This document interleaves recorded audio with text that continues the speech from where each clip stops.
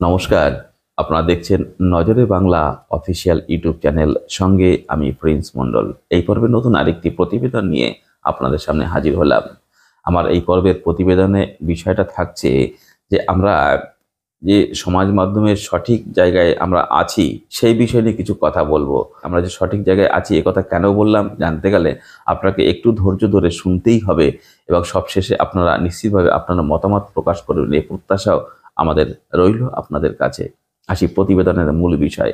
কেন বললাম এই কথা? আমাদের পক্ষ থেকে দুটো প্রতিবেদন আমরা আপনাদের সামনে পেশ করেছিলাম। সেটা হচ্ছে দুটো রাজনৈতিক দল থেকে কিছু মানুষ বেরিয়ে এসে একটি রাজনৈতিক দল গঠন করতে চলেছে বলে একটা হাওয়া বাজারে এই মুহূর্তে এসেছে। সেখানে দুটো রাজনৈতিক দলের কথা আমি উল্লেখ করেছিলাম। তবে রাজনৈতিক দলের কথা উল্লেখ করলে কোন কোন নেতা এসে রাজনৈতিক দল তৈরি করছে, রাজনৈতিক দলের প্রধান মুখ কে হতে পারেন, এ একটা আভাস দেওয়ার চেষ্টা করেছিলাম মাত্র। কারণ নাম কিন্তু আমরা উল্লেখ করিনি আমাদের পক্ষ থেকে। আমরা দেখলাম আমাদের চ্যানেলটা যে মানুষ দেখে, এবং তৃণমূলপন্থী কিছু প্রতিবেদক তারাও যে দেখে তাতে যে গাত্রদাহ হয়, এবং শাসক দলপন্থী কোনো চ্যানেল যদি আমাদের এই চ্যানেলের বিষয় নিয়ে আলাপ আলোচনা করবেন, স্বাভাবিকভাবেই শাসক দলের চোখেও আমাদের প্রতিবেদনগুলো পড়েছে। এটা অস্বীকার করবার আর কোনো জায়গা নেই।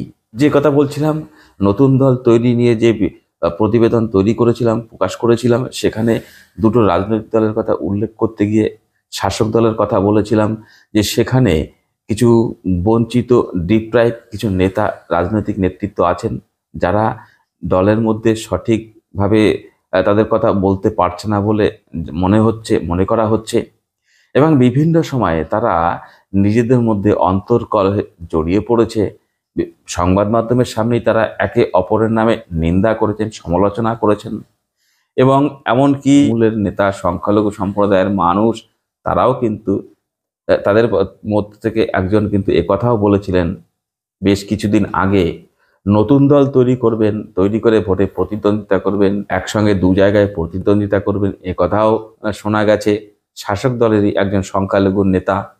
তাহলে কি এরা ডিপ্রাইভ দল থেকে? এরা যদি ভেঙে এসে নতুন দল তৈরি করে, ঠিক সেইভাবে প্রধান বিরোধী দল যে বিজেপি পশ্চিমবঙ্গের, সেখানেও তো প্রতিষ্ঠিত কিছু নেতা, যেসব নেতার কারণে বিজেপি দলটা পশ্চিমবঙ্গে একটি জায়গা করতে পেরেছে।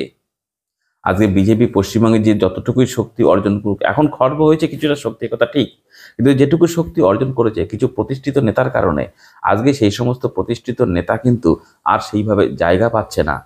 একটা সময়ে যারা দাপিয়ে বেরিয়েছে বিজেপিকে আরো শক্তিশালী করবার জন্য, সারা রাজ্যব্যাপী তারা দাপিয়ে বেরিয়েছে, কষ্ট করেছে, আজকে তারা আর জায়গা পাচ্ছে না।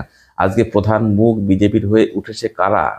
যারা অন্য দল থেকে এসেছেন, বিশেষ কোনো রাজনৈতিক দল থেকে এসে আজকে বঙ্গ বিজেপির প্রধান প্রধান মুখ হয়েছেন, তারাই তো। আপনি যদি দেখেন, আমি এই মুহূর্তে কোনো কারণ নাম বলবো না, কিন্তু বঙ্গ বিজেপির প্রধান মুখ যারা কারা, তারা কি আদি বিজেপির সেরকম মনে হচ্ছে? তাহলে এই মুহূর্তে বঙ্গ বিজেপির প্রথম সারির কিছু নেতা এই মুহূর্তে দ্বিতীয় সারি, তৃতীয় সারিতে চলে গেছে। প্রথম সারি বা কিছু নেতা আছে দ্বিতীয় সারিতেও, তাদের জায়গা নেই, মানে সেইভাবে দেখা যায় না। জায়গা নেই কথা বলবো না, দ্বিতীয় সারিতেও সেভাবে দেখা যায় না, প্রচার মাধ্যমে দেখা যায় না। দলের প্রথম সারিতে তারা নেই বলে মনে করা হয়। তারা যদি বেরিয়ে এসে একটি দল তৈরি করে, তাহলে শাসক দল এবং বিরোধী দল থেকে কিছু বাছা বাছা মানুষ যদি বেরিয়ে এসে দল তৈরি করে, তাহলে এই দুটো দলের আগামী দিনে শক্তি খর্ব হওয়ার সম্ভাবনা যে নেই এ কথা বলা যাবে না। কারণ শাসক দলের কথা যদি বলি, শাসক দলের নেত্রী মমতা ব্যানার্জি, তিনি কিন্তু কংগ্রেস থেকে বেরিয়ে এসে তৃণমূল দল তৈরি করেছিলেন। তবে আজকে তৃণমূল দল যে জায়গায় এসে পৌঁছেছে, যথেষ্ট শক্তি মমতা ব্যানার্জিকে ক্ষয় করতে হয়েছে, যথেষ্ট লড়াই আন্দোলনের মধ্য দিয়ে কিন্তু আজকে তিনি এই জায়গায় উঠে এসেছেন। আজকে একটি প্রতিষ্ঠিত নেত্রী তিনি। একটা ভারতবর্ষের রাজনীতিতে তার একটা নাম আছে, একথা অস্বীকার করবার নেই।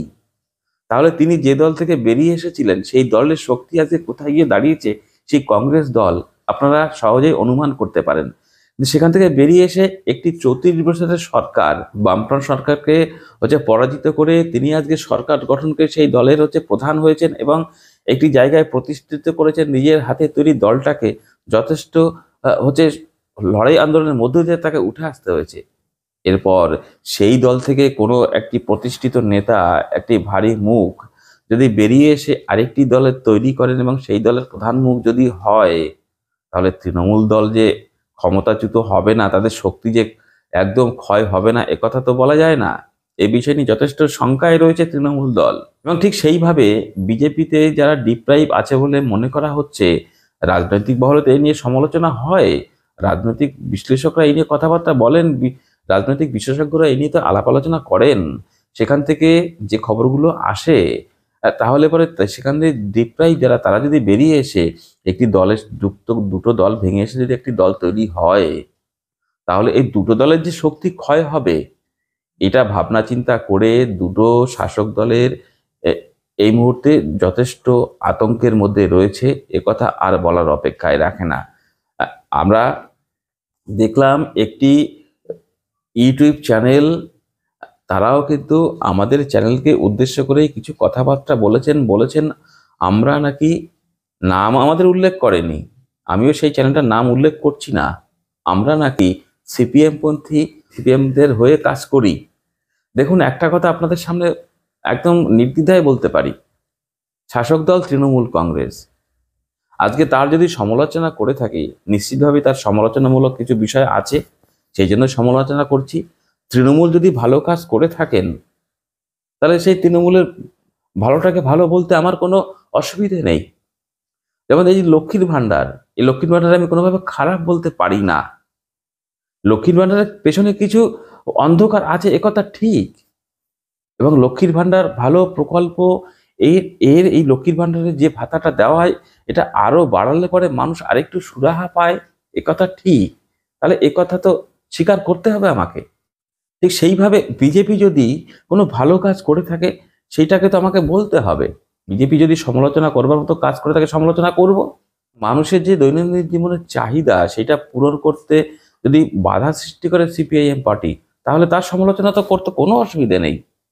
কিন্তু সিপিএম এর সমালোচনা, সিপিএম এর কথা কেন বলছি আমি? দেখুন, এই মুহূর্তে শোষিত বঞ্চিত একটা অংশের মানুষ তো আছে, যেটা বিজেপি সেখানে সুরাহা দিতে পারেনি। সুরাহা দেবার লক্ষ্যে, শোষণ বঞ্চনা থেকে মুক্ত করবার লক্ষ্যে বামপন্থীরা তো ধারাবাহিকভাবে লড়াই আন্দোলনটা তো করছে, যার ফলেই শাসকের প্রতি আস্থা হারিয়ে, আশা হারিয়ে বিরোধী দল বিজেপির প্রতি, বিজেপিকে আঁকড়ে ধরেছিল, সেখান থেকেও আস্থা হারিয়েছে। সেই মানুষগুলোর দৈনন্দিন জীবনের চাহিদা, সেই মানুষগুলোর মৌলিক চাহিদা নিয়ে লড়াই আন্দোলন করছে একমাত্র বামপন্থীরা। তো তাহলে বামপন্থীদের কেন বলবো না বামপন্থীদের হয়ে? আজকে যে চাকরিতে নিয়োগে যে দুর্নীতি, চাকরি যে মানুষের হচ্ছে না ঠিকভাবে, সঠিকভাবে চাকরি দিতে পারছে না, কি দিল্লির শাসক কি রাজ্যের শাসক? তাহলে এই সমালোচনা করব না? অবশ্যই করতে হবে। সংবাদ মাধ্যম বা আমরা যারা একটু সমালোচনামূলক কাজ করি, সমাজ মাধ্যমে আমরা যারা খবর পরিবেশন করতে চাই, আমাদের প্রধান কাজ হলো শাসকের সমালোচনা করা। কোথায় শাসক একটু ভুল পদক্ষেপ নিচ্ছে, সেইটাকে যদি আমরা সমালোচনার মাধ্যমে আপনাদের কাছে তুলে ধরতে পারি, শাসকের কানে যদি যায়, তাহলে শাসক সেটাকে শুধরে নিয়ে আগের দিকে আরো ভালো কাজ করতে পারবে, সে শাসক যেই হোক। আজকে কেন্দ্রের যে শাসক, সেই শাসকও তো বিভিন্ন রাষ্ট্রায়ত্ত সংস্থাগুলোকে বিক্রি করে দিয়েছে, এবং বিভিন্ন কেন্দ্রীয় সরকারি সংস্থায় বিভিন্ন লক্ষ লক্ষ শূন্যপদ পড়ে রয়েছে, সেখানে চাকরি নেই।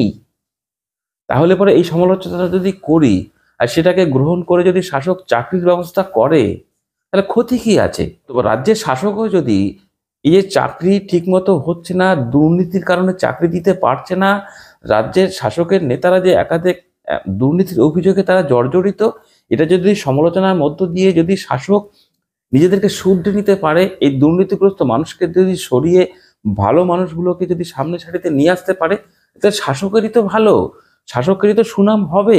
তাহলে সমালোচনা করতে অসুবিধা কোথায়? আর যারা বলছেন সিপিএম এর হয়ে কাজ করছি, মোটেই নয়। আমরা শাসকের বিরুদ্ধে নই, আমরা তৃণমূলের বিরুদ্ধেও নই, আমরা বিজেপির বিরুদ্ধে নই, সিপিএম এর বিরুদ্ধে নই, আবার আমরা কেউর পক্ষেও নই। আমরা সবার পক্ষে। যে ভালো কাজ করবে তার ভালো বলবো, যে সমালোচনা মতো কাজ করবে তার সমালোচনা করবে, এটাই তো আমাদের কাজ। তাহলে কেন আপনাদের এত গাত্রদাহ? যে কথাগুলো বলছি, কিসের এত ভয়? তবে একটা কথা, এই আপনারা যে ভয় পেয়েছেন, এটা ভালো লেগেছে। তার মানে একটা জিনিস প্রমাণ হচ্ছে, আপনাদের যে গাত্রদাহ হচ্ছে আমাদের প্রতিবেদন দেখে, এটা আমাদের ভালো লাগছে। আমরা চাই আপনার আরো গাত্রদাহ বাড়ুক এবং আমরা শাসক সমালোচনা করবার মতো কাজ করলে সমালোচনা করব, যদি ভালো কাজ করবার মতো কাজ করে ভালো বলবো, প্রশংসা করব। সেইভাবে সিপিএমও যদি ভালো কাজের লড়াই আন্দোলন করে সিপিএম এর হয়ে কথা বলবো, বিজেপিও যদি ভালো কাজ করে বিজেপির হয়ে কথা বলবো। ঠিক সেইভাবে যেই মানুষের বিরুদ্ধে, শ্রমজীবী মানুষের পক্ষে যদি কথা না বলেন কেউ, তার পক্ষে নিয়ে আমরাও কথা বলবো না। এইটাই আমাদের মূল বিষয়। অর্থাৎ একটা কথা বলি, আমি আপনার চ্যানেলের নাম এই কারণে করলাম না, আমি আপনার গুরুত্ব বাড়াতে চাই না। খারাপ কাজটাকে আপনি ঢাকার দেওয়ার চেষ্টা করছেন, আমরা সেটা তো করি না। অতএব আমরা যেটা করি, মানুষের দুর্দশাটাকে, মানুষের চাহিদা কি চায় সেইটুকে তুলে ধরার চেষ্টা করি। এটাই হচ্ছে আমাদের কাজ। অতএব সেই কারণেই আমি ওই চ্যানেলটির নাম আপনাদের সামনে করলাম না। যদি আপনারা দেখে থাকেন নিশ্চয়ই দেখেছেন। এটাই ছিল আমার আলোচনার মূল বিষয়বস্তু। দেখা হবে আরেকটি প্রতিবেদনের সঙ্গে। ততক্ষণ ভালো থাকুন, সুস্থ থাকুন।